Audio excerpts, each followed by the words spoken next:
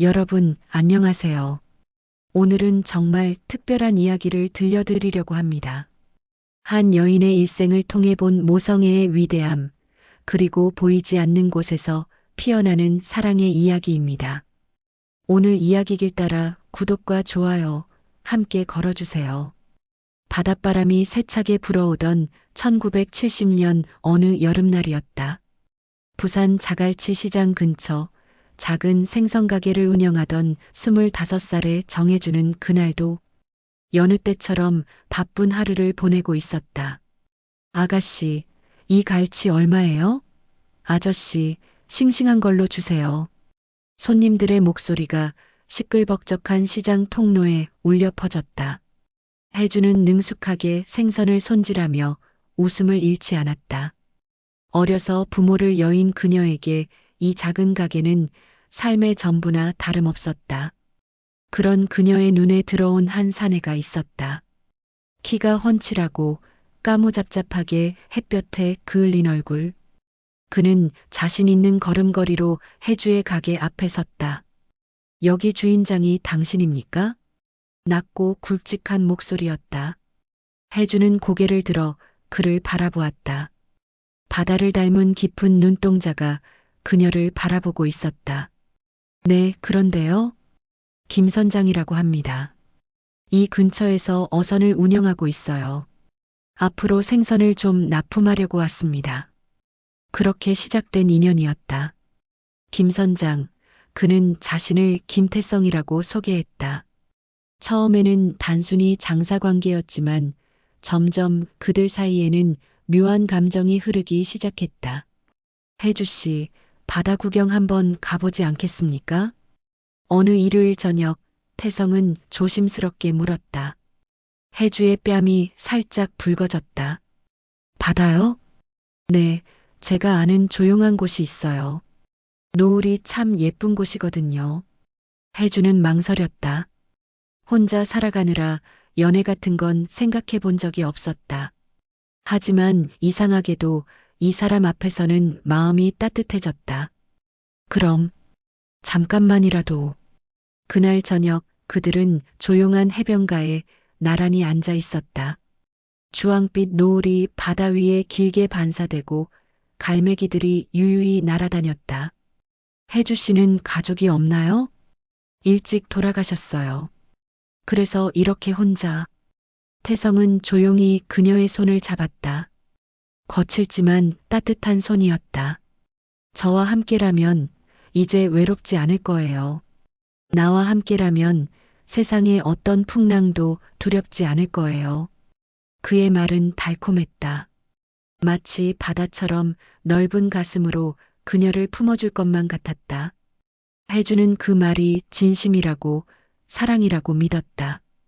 그로부터 한 달 후 그들은 작은 결혼식을 올렸다. 손님은 몇 명 되지 않았지만 혜주에게는 세상에서 가장 행복한 날이었다. 이제 정말 우리 둘뿐이네요. 네, 앞으로 평생 함께해요. 신혼의 단꿈은 달콤했다. 태성은 바다에 나가 고기를 잡아오고 혜주는 그것을 받아 시장에서 팔았다. 작지만 알찬 살림이었다. 그리고 이듬해 봄 혜주에게 생명이 깃들었다. 여보, 우리 아이가 생겼어요. 태성은 놀란 표정으로 혜주를 바라보았다가 곧 환한 웃음을 지었다. 정말요? 정말 우리 아이가? 그는 혜주를 살며시 안았다. 혜주의 눈에서는 기쁨의 눈물이 흘러내렸다. 네, 정말이에요. 이제 우리 셋이 되는 거예요. 임신 기간 동안 태성은 더욱 다정했다. 혜주가 입덧을 하면 등을 토닥여주고 무거운 것은 절대 들지 못하게 했다. 우리 아들일까 딸일까? 저는 여보 닮은 아들이었으면 좋겠어요. 아니야, 혜주 당신 닮은 딸이 더 예쁠 거야. 그렇게 행복한 시간들이 흘렀다. 혜주는 매일 배 위의 아이에게 말을 걸었다. 우리 아가야, 엄마가 여기 있어. 아빠도 여기 있고, 우리 행복하게 살자. 그의 가을, 건강한 사내아이가 태어났다. 혜주는 아이를 품에 안고 세상에서 가장 행복한 미소를 지었다. 민호라고 하면 어떨까요? 민족의 호걸이 되라는 뜻으로. 좋아요. 김민호. 우리 민호.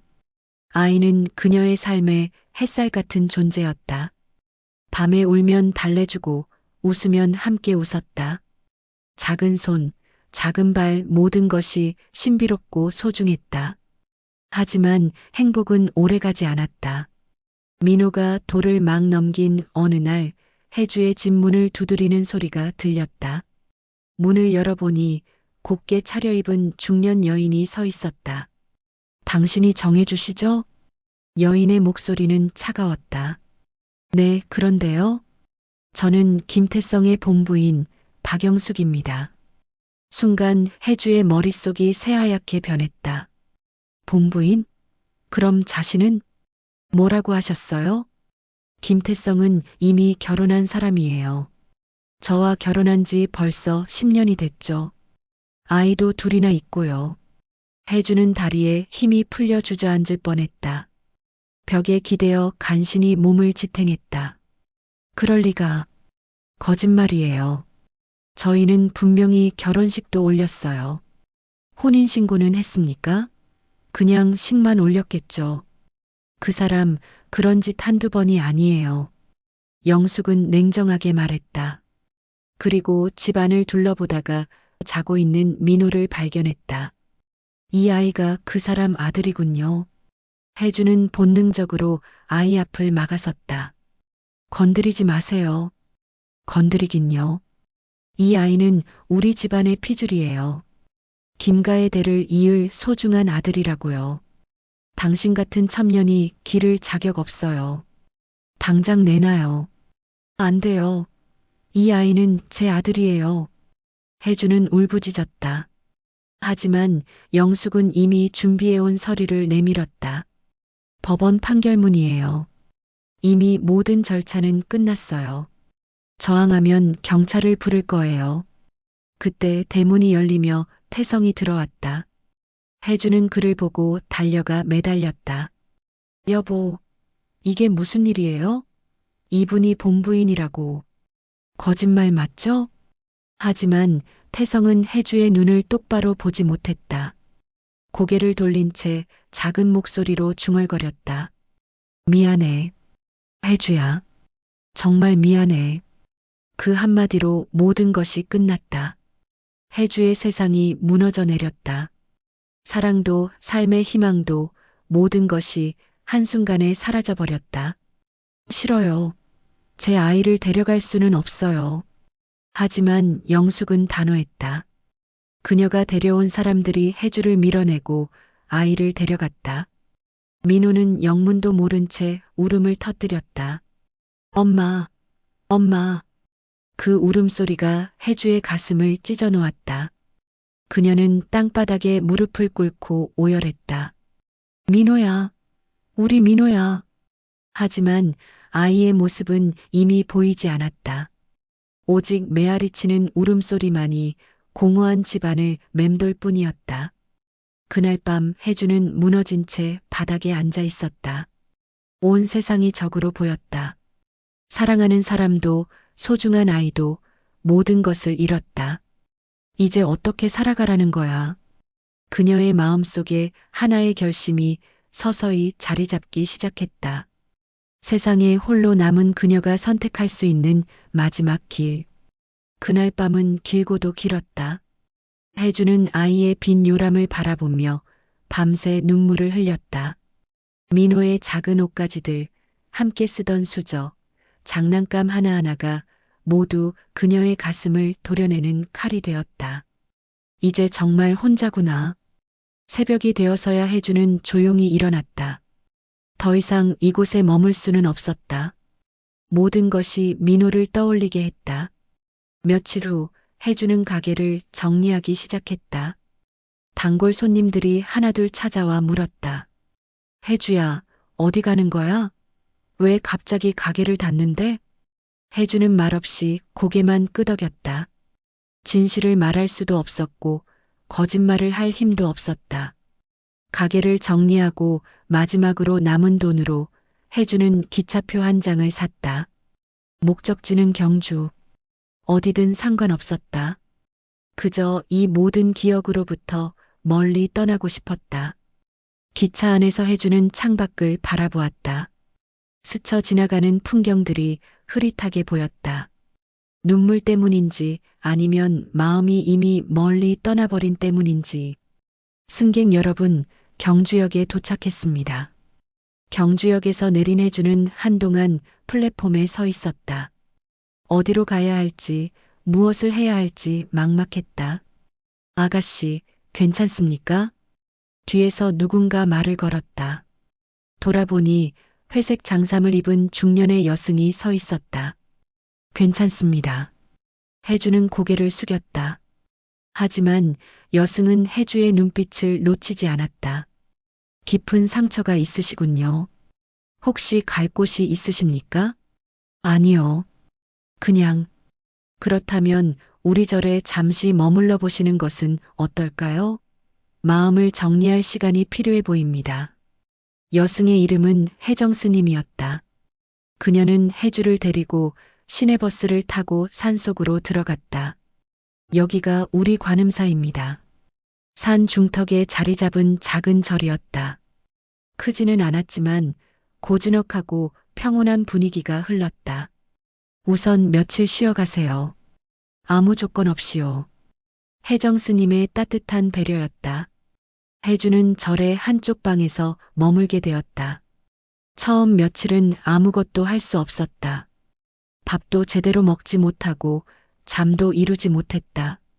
가슴 한구석이 계속 아팠다. 민호야, 우리 민호야. 밤이면 아이를 부르며 울었다.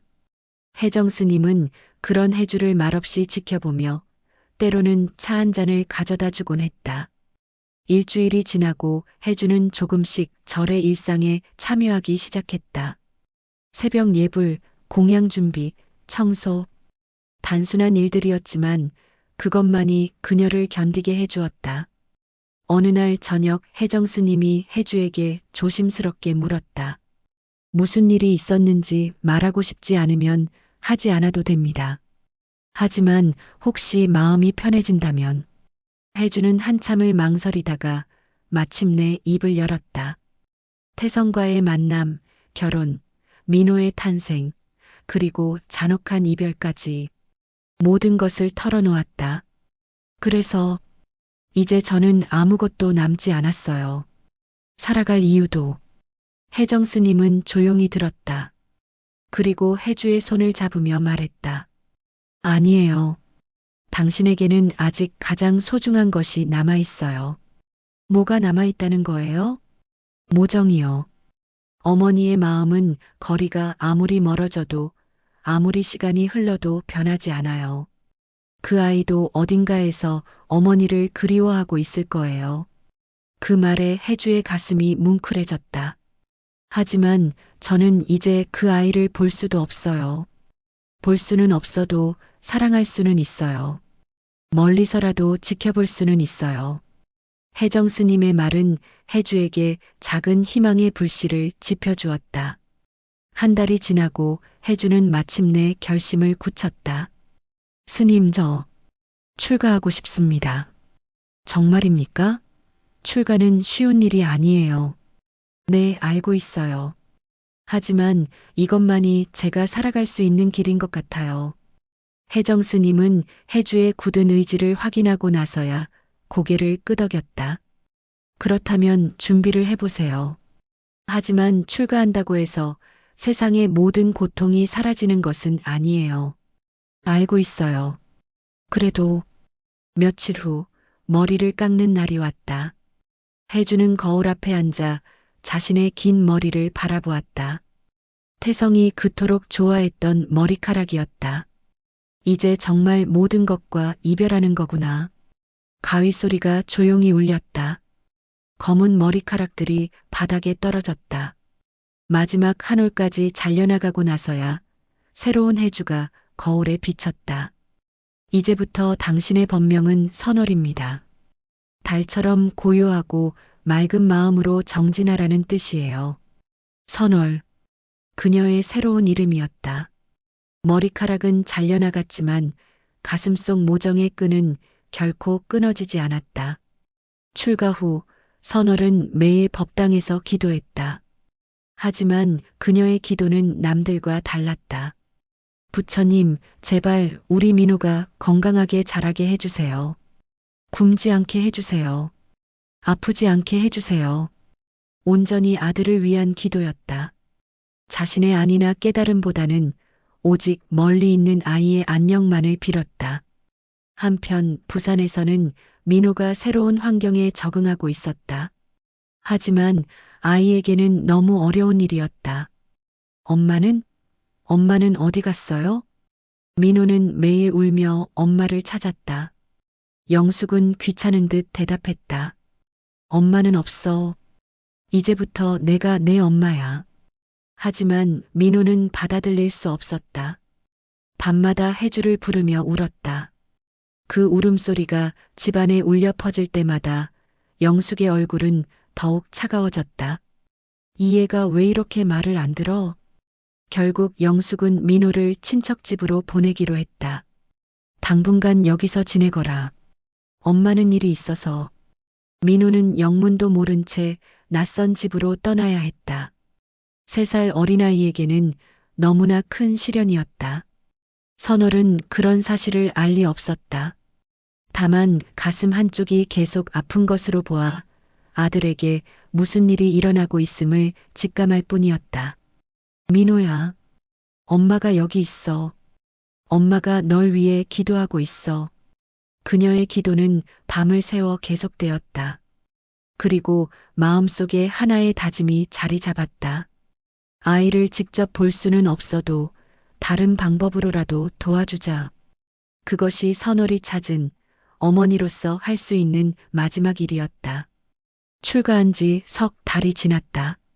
선월은 절의 생활에 점차 익숙해져 갔지만 마음 한구석의 아픔은 여전했다.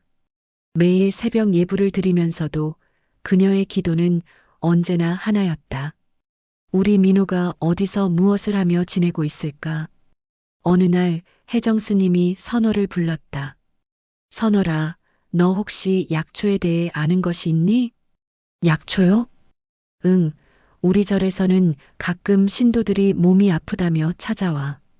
간단한 약초라도 다려드릴 수 있으면 좋을 텐데. 선월은 잠시 생각에 잠겼다. 어릴 적 할머니로부터 들은 이야기들이 떠올랐다. 조금은 할머니께서 가르쳐 주신 게 있어요. 그래, 그럼 한번 산에 올라가서 약초를 찾아보자. 다음 날 새벽 선월은 혜정 스님을 따라 뒷산에 올라갔다. 이른 아침 산 공기는 차갑고 맑았다. 저기 보이는 게 도라지야. 기침에 좋지. 여기 있는 건 쑥이고 저건 질경이. 혜정 스님은 하나하나 짚어가며 가르쳐 주었다. 선월은 집중해서 들었다. 이상하게도 약초를 배우는 일이 마음을 편안하게 해주었다. 약초를 캐는 것도 수행이야. 정성을 다해야 해. 그날부터 선월은 매일 새벽산에 올라가기 시작했다. 처음에는 혜정 스님과 함께였지만 점차 혼자서도 갈 수 있게 되었다. 저는 새벽에 산에 다녀와도 될까요? 물론이지. 하지만 조심해야 해. 산은 위험할 수도 있으니까. 선월은 매일 새벽 4시면 일어났다.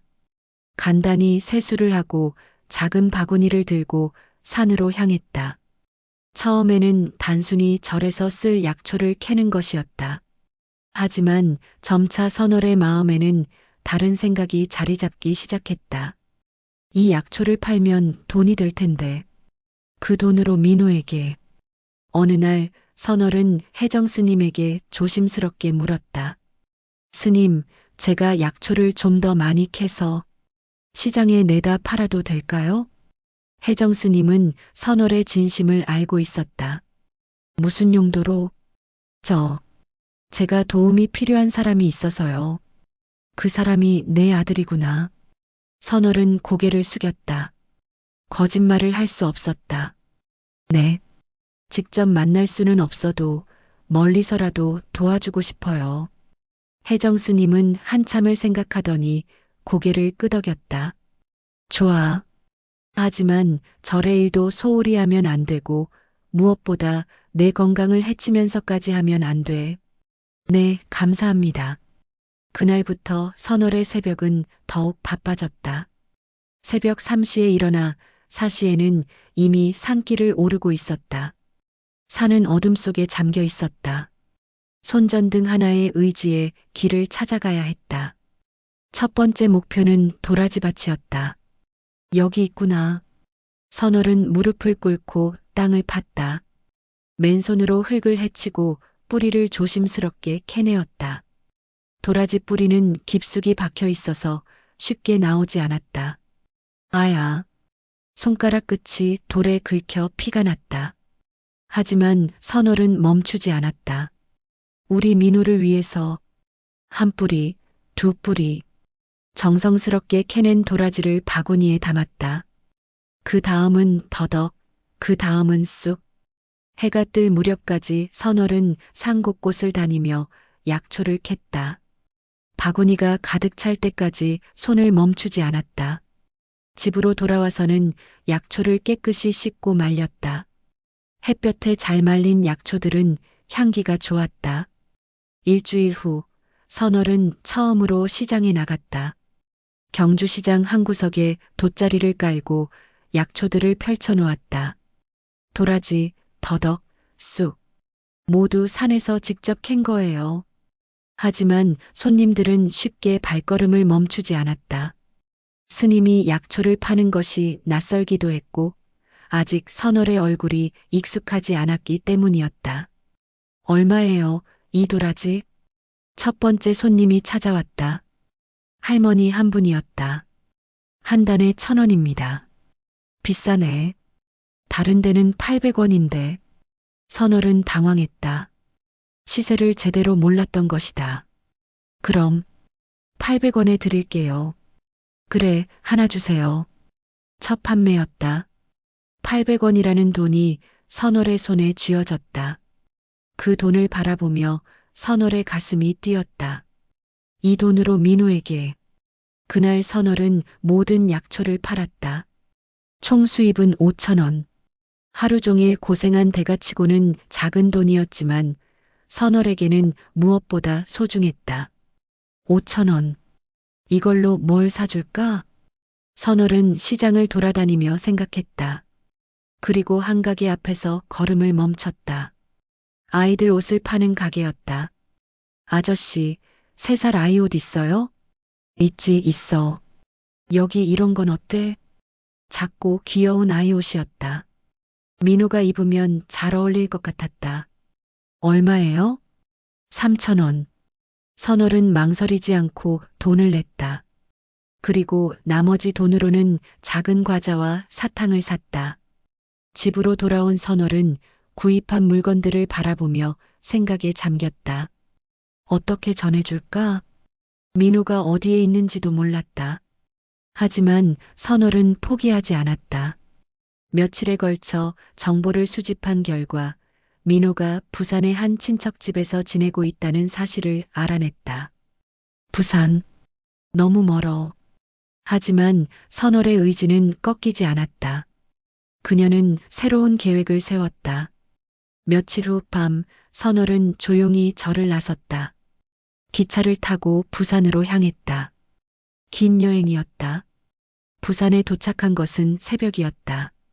선월은 미리 알아낸 주소를 찾아갔다. 작은 골목길 끝에 있는 단독주택이었다.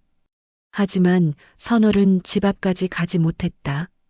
멀리서 바라만 봤다. 민우가 저 집에 있구나. 한참을 바라보다가 선월은 조용히 집 대문 앞에 작은 보따리를 놓았다. 그 안에는 옷과 과자 그리고 짧은 편지가 들어 있었다. 민우에게 건강하게 자라렴. 엄마가 지켜보고 있어. 선월은 보따리를 놓고 빠르게 그 자리를 떠났다. 뒤돌아보고 싶었지만 참았다. 다음 날 아침 민우는 대문 앞에 보따리를 발견했다. 할머니, 이게 뭐예요? 친척집 할머니도 고개를 갸웃했다. 누가 놓고 간 걸까? 이상하네. 민호는 보따리를 열어보았다. 새 옷과 맛있는 과자들이 들어있었다. 할머니, 이거 누가 준 거예요? 글쎄, 모르겠다. 하지만 좋은 사람이 준 것 같구나. 민호는 과자를 한 입 베어 물었다. 달콤하고 맛있었다. 이상하게도 마음이 따뜻해졌다. 그날 밤 선월은 다시 경주로 돌아갔다. 지친 몸이었지만 마음은 홀가분했다. 앞으로도 계속 이렇게 하자. 그것이 선월이 찾은 어머니로서 할 수 있는 일이었다.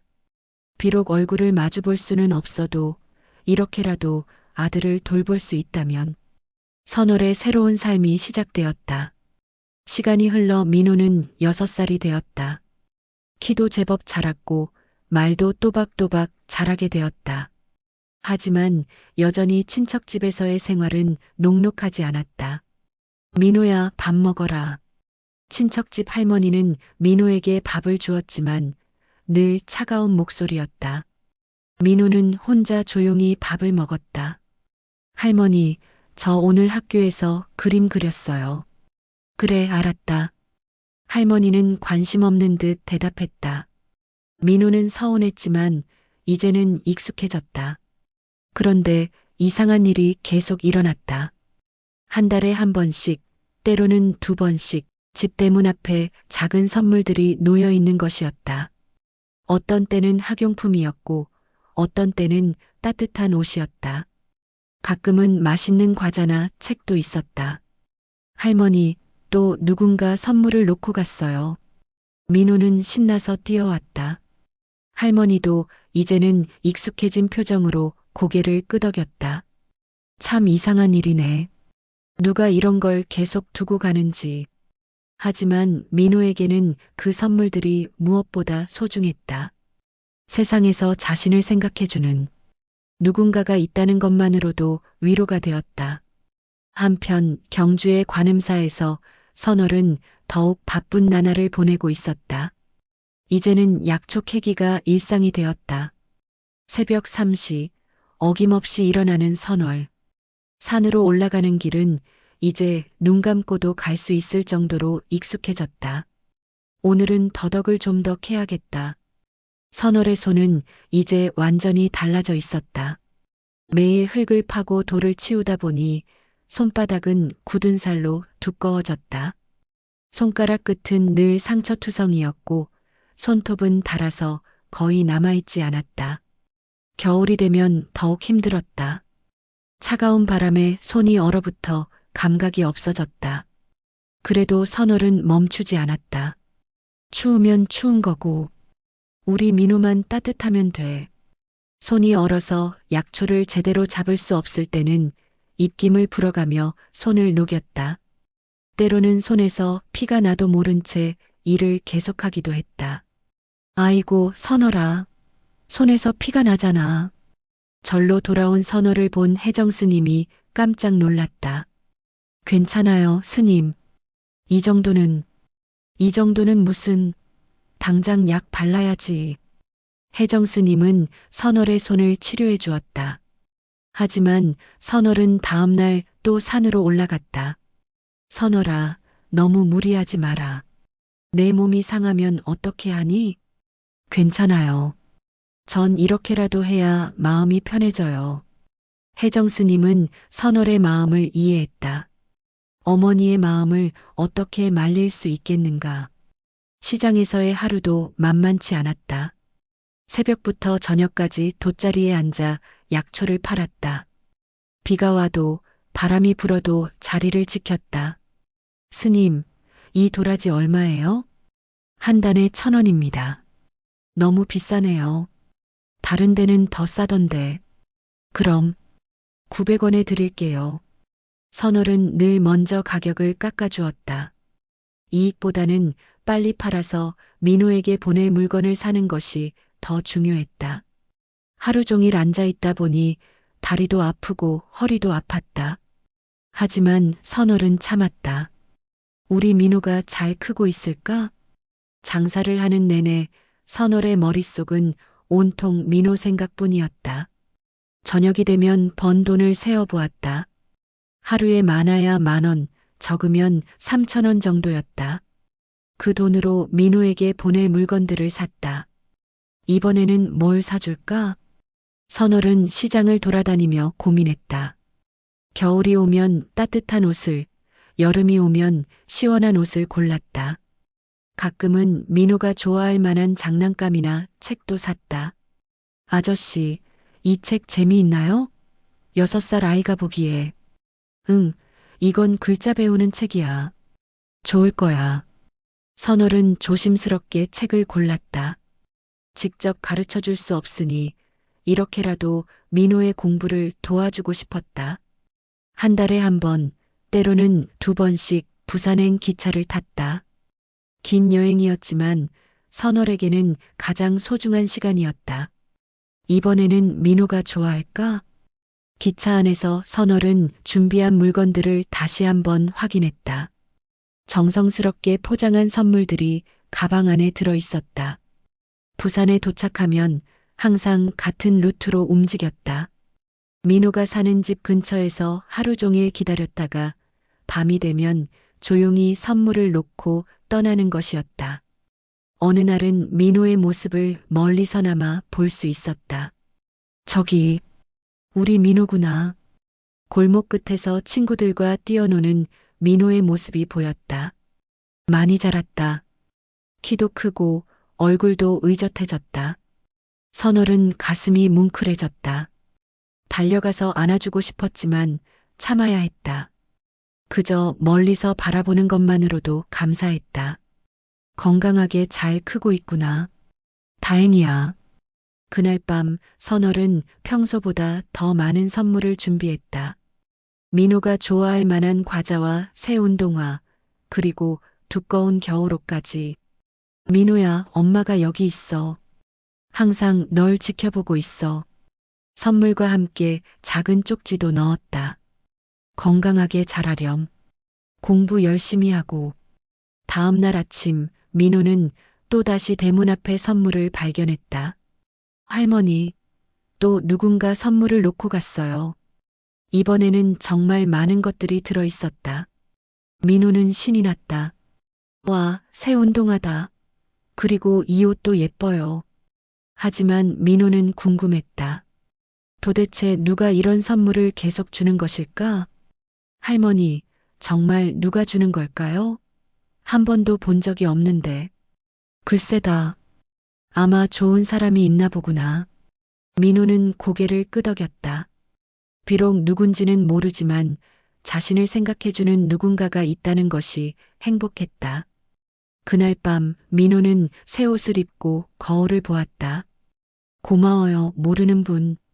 언젠가는 꼭 만나서 인사드리고 싶어요. 민호의 작은 소망이었다. 하지만 그 소망이 언제 이루어질지는 아무도 몰랐다. 선월은 경주로 돌아가는 기차 안에서 생각했다.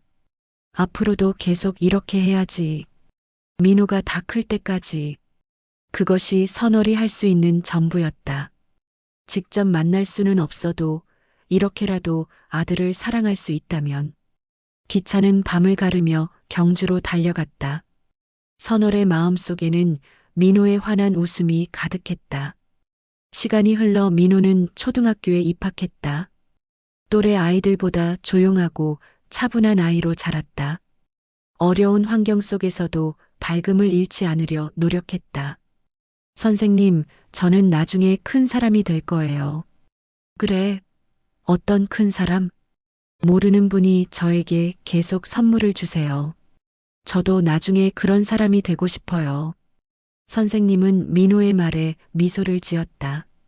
이 아이에게는 뭔가 특별한 것이 있었다. 선월의 하루하루는 여전히 바빴다. 약초를 캐고 시장에서 팔고 민호에게 보낼 선물을 사고 그 반복이 그녀의 삶이었다. 하지만 선월은 행복했다. 멀리서나마 아들을 돌볼 수 있다는 것, 그것만으로도 충분했다. 우리 민호야, 엄마가 항상 너와 함께 있어. 보이지 않아도 만질 수 없어도 엄마는 여기 있어. 선월의 기도는 밤하늘의 별처럼 민호에게 닿아갔다. 세월이 흘러 민호는 어느덧 고등학생이 되었다. 키도 훌쩍 자라 어른 못지않았고 얼굴에도 의젓함이 배어 있었다. 하지만 그의 처지는 여전히 어려웠다. 친척집에서의 생활은 점점 더 힘들어졌다. 민호가 자랄수록 식비며 용돈이며 들어가는 돈이 늘어났고 친척들의 얼굴은 점점 차가워졌다. 민호야, 이제 내가 고등학생인데 아르바이트라도 해서 용돈은 내가 벌어야 하지 않겠니? 친척집 아저씨의 말이었다. 민호는 고개를 끄덕였다. 네, 알겠습니다. 그리고 대학 갈 생각은 하지 마라. 우리가 언제까지 뒷바라지 해줄 수는 없어. 그 말에 민호의 가슴이 철렁 내려앉았다. 대학에 가서 공부하는 것이 꿈이었는데. 하지만 아저씨. 하지만은 무슨, 현실을 알아야지. 너같이 의지할 곳 없는 아이가 무슨 대학이야? 민호는 더 이상 말할 수 없었다. 그저 고개를 숙이고 자신의 방으로 들어갔다. 그날 밤 민호는 책상 앞에 앉아 생각에 잠겼다. 정말 대학에 갈 수 없는 걸까? 하지만 민호는 쉽게 포기할 수 없었다. 어려서부터 공부를 열심히 했고 성적도 반에서 상위권이었다. 무엇보다 배우고 싶은 마음이 간절했다. 다음 날부터 민호는 아르바이트를 시작했다. 방과 후에는 편의점에서 일하고 주말에는 전단지를 돌렸다. 힘들었지만 참았다. 어서 오세요. 편의점에서 일하는 민호의 목소리는 밝았다. 손님들도 예의 바른 민호를 좋아했다. 하지만 아르바이트를 하다 보니 공부할 시간이 부족했다. 집에 돌아오면 피곤해서 책을 펼치기도 어려웠다.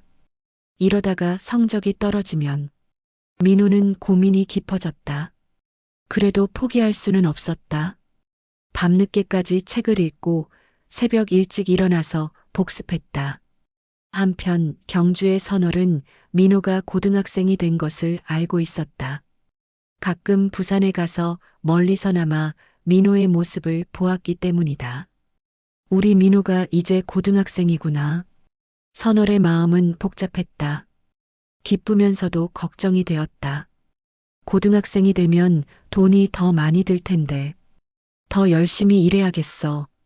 선월은 각오를 다졌다. 이제는 새벽 2시에 일어나서 산으로 올라갔다. 1시간이라도 더 일하기 위해서였다. 나이가 들수록 몸은 더 힘들어졌다. 허리도 아프고 무릎도 아팠다. 하지만 선월은 멈출 수 없었다. 아야. 돌에 발을 헛디뎌 넘어졌다. 무릎에서 피가 났지만 선월은 일어나서 다시 약초를 캤다. 괜찮아. 이 정도는. 손은 이제 완전히 굳어 있었다. 상처투성이에 굳은 살이 박혀서 원래 모습을 알아볼 수 없을 정도였다. 겨울이 오면 더욱 혹독했다. 추위에 손이 갈라져 피가 나도 선월은 일을 멈추지 않았다. 우리 민호가 대학에 가려면 돈이 더 필요해. 선월은 들리는 소문으로 민호가 공부를 열심히 한다는 것을 알고 있었다. 그럴수록 더 많은 도움을 주고 싶었다. 이번에는 참고서를 사줘야겠어. 선월은 시장에서 번 돈으로 민호에게 줄 선물을 샀다. 비싼 참고서 몇 권과 따뜻한 옷, 그리고 영양제까지. 공부하느라 힘들 텐데. 선월의 마음은 애타기만 했다.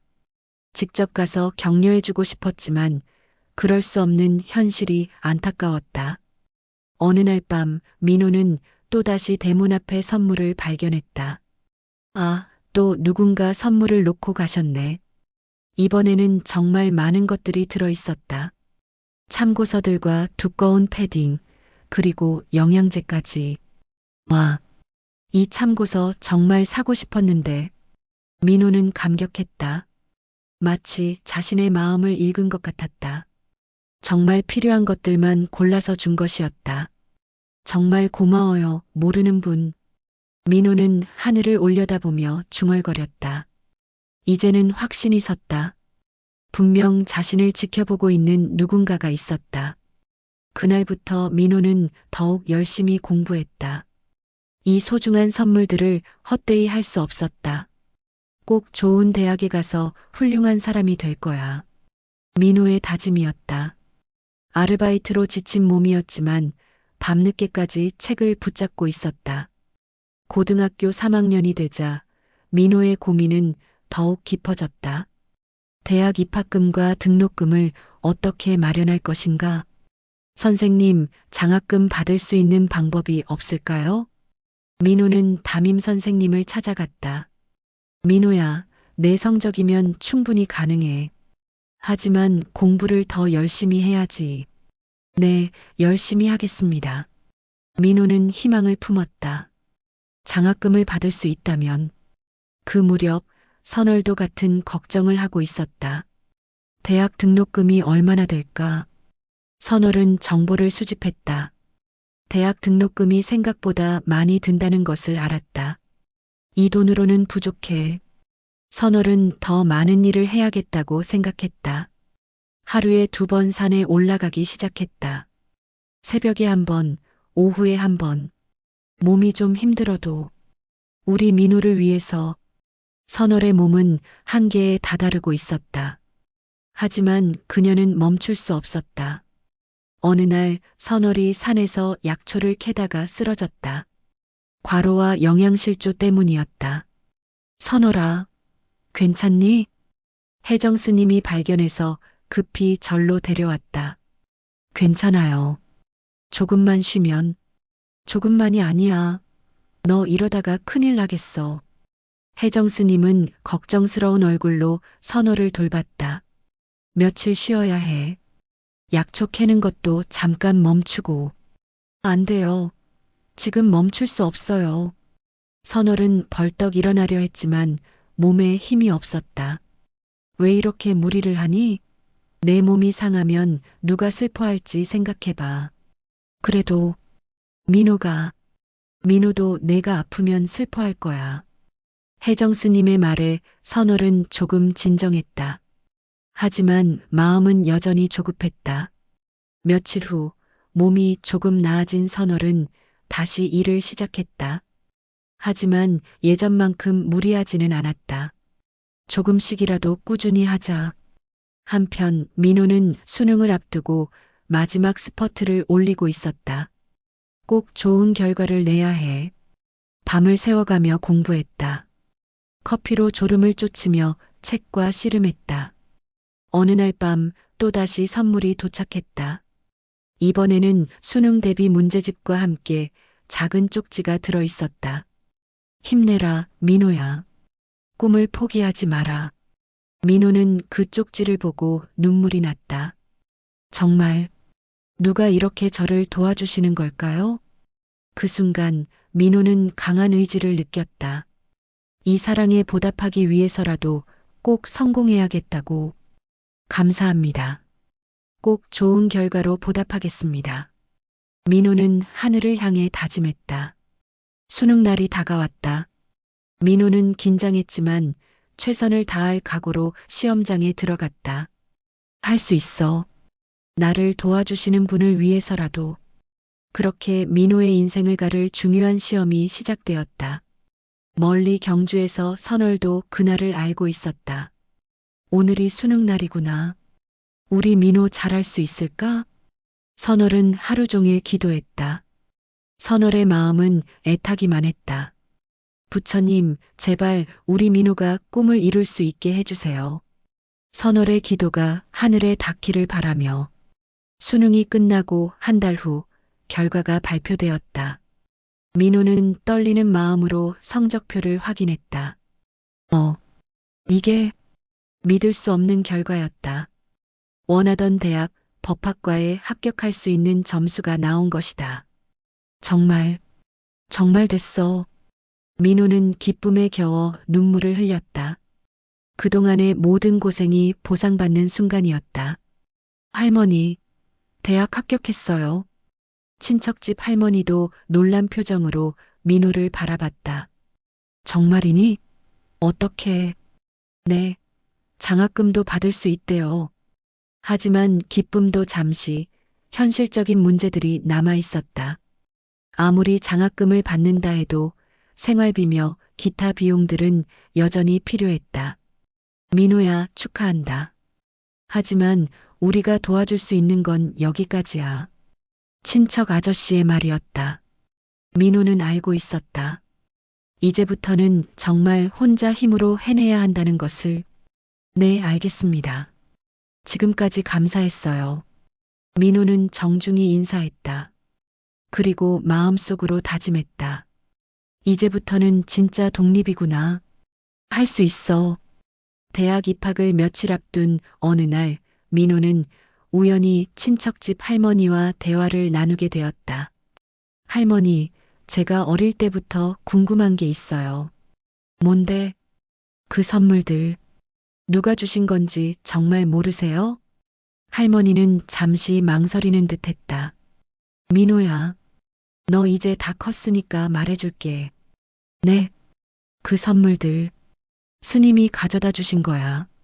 민호의 가슴이 쿵 하고 내려앉았다. 스님이요? 응, 늘 새벽에 오셨어.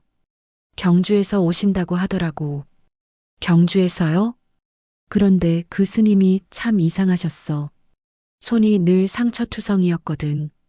내가 물어봐도 그냥 웃기만 하시고. 민호는 몸이 떨렸다. 갑자기 가슴 깊은 곳에서 무언가가 올라오는 것 같았다. 그 스님, 어떻게 생기셨어요? 글쎄, 마르신 분이었는데 눈이 참 슬펐어. 마치 뭔가 간절한 걸 바라는 것 같은. 할머니의 말을 들으며 민호는 알 수 없는 감정에 휩싸였다. 왜인지 눈물이 나려고 했다. 그날 밤 민호는 잠을 이룰 수 없었다. 경주의 스님, 도대체 누구일까? 왜 나를 도와주신 걸까? 다음 날 민호는 결심을 했다. 경주에 가서 그 스님을 찾아보기로. 할머니, 그 스님이 어느 절에 계신지 아세요? 관음사라고 하셨던 것 같은데. 민호는 곧바로 기차표를 샀다. 경주행 기차에 몸을 맡겼다. 기차 안에서 민호는 생각에 잠겼다. 정말 그 스님을 만날 수 있을까? 만나면 뭐라고 해야 하지? 경주에 도착한 민호는 택시를 타고 관음사로 향했다. 산 중턱에 자리한 조용한 절이었다. 실례합니다. 여기 계신 스님 중에. 민호가 말하려는데 마침 한 스님이 나타났다. 혜정 스님이었다. 네, 무슨 일이세요? 저, 부산에서 온 김민호라고 합니다. 혹시 부산으로 가셔서. 혜정 스님의 얼굴이 놀라움으로 가득해졌다. 민호, 민호라고 하셨나요? 네, 맞습니다. 잠깐만요. 선호라. 혜정 스님은 큰 소리로 불렀다. 멀리서 한 스님이 다가왔다. 마른 체구에 깊은 눈빛을 가진 여승이었다. 그녀를 본 순간 민호는 알 수 없는 감정에 휩싸였다. 이분이 선월 스님이에요. 부산에 자주 가시는. 선월은 민호를 보는 순간 온몸이 떨렸다. 그 얼굴, 그 눈빛. 틀림없었다. 자신의 아들이었다. 민호, 민호구나. 선월의 입에서 작은 음성이 흘러나왔다. 스님, 혹시 절 아세요? 민호도 이상한 감정을 느꼈다. 이 스님을 처음 본 것 같지 않았다. 선월은 한참을 민호를 바라보았다. 그리고 조용히 고개를 돌렸다. 아니에요. 처음 뵙는 분이네요. 하지만 민호는 놓치지 않았다. 스님의 눈에서 눈물이 흐르는 것을. 스님, 혹시. 안녕히 가세요. 선월은 서둘러 자리를 떠났다. 민호는 당황스러웠다. 그날 밤 선월은 법당에서 혼자 울고 있었다. 내 아들, 내 민호가 이렇게 훌륭하게 자랐구나. 20년 만에 본 아들이었다. 이제는 어엿한 청년이 되어 있었다. 한편 민호는 절 근처 여관에서 하룻밤을 보냈다. 마음이 복잡했다. 분명 뭔가 있어. 그 스님의 눈빛이. 다음 날 아침 민호는 다시 절을 찾았다. 이번에는 우연히 선월이 약초를 정리하는 모습을 보게 되었다. 그 손, 상처투성이에 굳은 살이 박인 손을 보는 순간 민호는 모든 것을 깨달았다. 스님, 민호는 달려갔다. 선월은 놀라서 손을 숨겼다. 그 손, 할머니가 말씀하신 그 손이네요. 무슨 말씀을? 스님이 저를 도와주신 분이시죠? 어릴 때부터 계속. 선월은 더 이상 숨길 수 없었다. 눈물이 흘러내렸다. 민호야. 엄마. 엄마죠? 민호도 눈물을 흘렸다. 알 수 없는 그리움이 가슴을 메웠다. 미안해. 정말 미안해. 선월은 무릎을 꿇고 울었다. 왜 미안하세요? 엄마가 저를 지켜주신 거였잖아요. 민호는 선월을 일으켜 세웠다. 그동안 얼마나 고생하셨어요. 아니야. 괜찮았어. 내가 잘 자라준 것만으로도. 두 사람은 서로를 껴안고 울었다.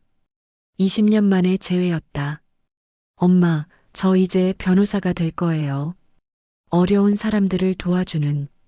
그래. 우리 민호가 훌륭하게 자랐구나. 엄마가 키워주신 거예요. 보이지 않는 곳에서. 그 순간 혜정 스님이 다가왔다. 이제 다 말했구나, 선월아. 네, 스님. 민호야, 내 어머니가 얼마나 고생했는지 알고 있니? 혜정 스님은 지난 20년간의 이야기를 들려주었다. 매일 새벽 산에 올라가 약초를 캐던 일, 손이 상처투성이가 되어도 멈추지 않던 일, 민호를 위해 자신의 모든 것을 바친 일들을. 민호는 듣고 또 들어도 믿기 어려웠다. 엄마, 정말 그런 일을. 괜찮아. 다 지난 일이야. 아니에요. 이제부터는 제가 엄마를 모실 거예요. 고맙다, 민호야. 하지만 엄마는 여기서 계속 수행할 거야. 그럼 자주 뵐 수 있죠? 그럼 물론이지. 해가 질 무렵 민호는 선월과 함께 절 뒷산에 올라갔다. 엄마, 저 때문에 이렇게 고생하셨는데. 고생이 아니었어. 행복했어. 멀리서나마 널 지켜볼 수 있어서. 이제는 가까이서 지켜보세요. 제가 엄마 자랑스러운 아들이 될게요. 이미 충분히 자랑스러워. 두 사람은 석양을 바라보며 조용히 앉아 있었다. 엄마. 응? 사랑해요. 나도. 널 사랑해, 민호야. 그렇게 20년 만에 어머니와 아들이 다시 만났다. 보이지 않던 사랑이 마침내 모습을 드러낸 순간이었다. 몇 년 후 민호는 약속대로 변호사가 되었다. 어려운 사람들을 위해 일하는 훌륭한 변호사로 성장했다. 그리고 매 주말마다 경주의 관음사를 찾았다. 선월과 함께 차를 마시며 이야기를 나누는 것이 가장 큰 행복이었다. 엄마, 제가 받은 사랑을 이제 다른 사람들에게 나눠주고 있어요. 그래.